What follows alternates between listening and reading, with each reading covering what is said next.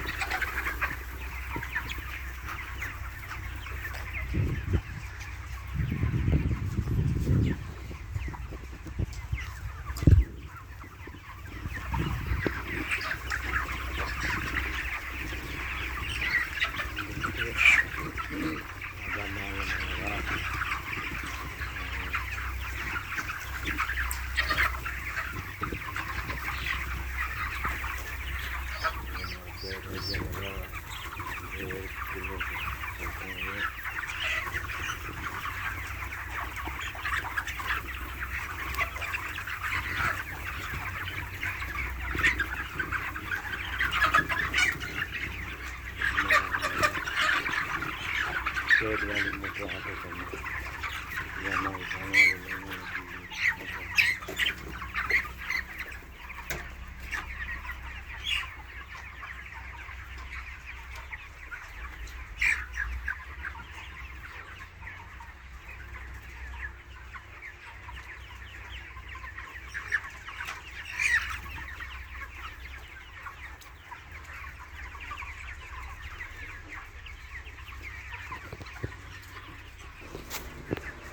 पेट की जो है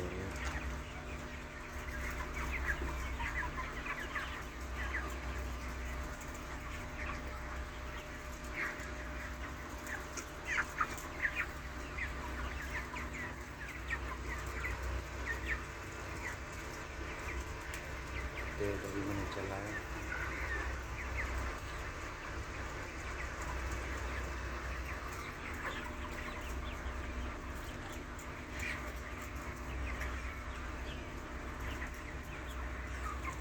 ठीक है दोस्तों,